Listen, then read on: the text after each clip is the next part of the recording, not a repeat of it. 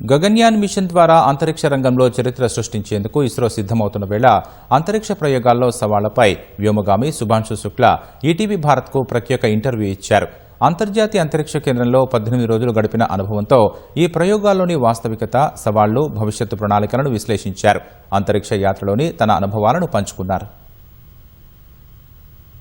వ్యోమగామి Shubhanshu Shukla ETV భారత్కిచ్చిన ప్రత్యేక ఇంటర్వ్యూలో Gaganyaan machine సహా అంతరిక్ష ప్రయోగాల్లో ఎదురయ్యే సవాళ్ల గురించి వివరించారు.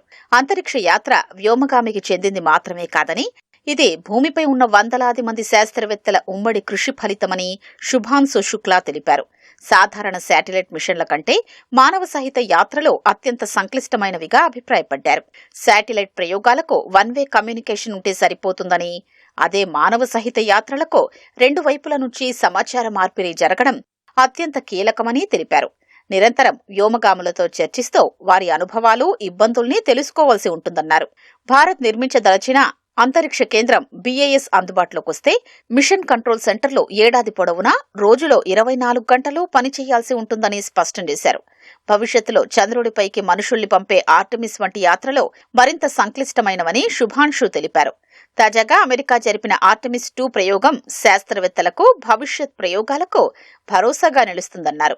భూమికి దూరంగా వెళ్లే కొద్దీ సంభాషణల్లో జాప్యం వస్తోందని, అదే చంద్రుడి వెనుక భాగానికి వెళితే కమ్యూనికేషన్ పూర్తిగా ఆగిపోతుందని తెలిపారు. ఆ సమయంలో భూమిపై నుంచి వచ్చే సూచనల కోసం ఆగకుండా వ్యోమగాములు సొంత నిర్ణయాలు తీసుకోగల వ్యవస్థల్ని బలోపేతం చేయాల్సిన అవసరముందన్నారు. గగన్యాన్ మిషన్పై స్పందించిన శుభాంశు వ్యోమగాముల భద్రతకే ఇస్రో తొలి ప్రాధాన్యమిస్తోందని తెలిపారు. వ్యోమగాములు కూడా కఠినమైన శారీరక, మానసిక శిక్షణ తీసుకోవాల్సిన ఆవశ్యకత ఉందన్నారు. మిషన్ ప్రారంభానికి ముందు కనీసం 6 నుంచి 8 నెలల పాటు కఠినమైన శిక్షణ తీసుకోవాలని చెప్పారు. అంతరిక్ష జీవితం ఒక అద్భుతమైన అనుభవమైనప్పటికీ అక్కడ జీవించడానికి అత్యంత క్రమశిక్షణ అవసరమని శుభాంశు పేర్కొన్నారు. మైక్రోగ్రావిటీ నేపథ్యంలో వస్తువులతో అత్యంత జాగ్రత్తగా వ్యవహరించాలన్నారు.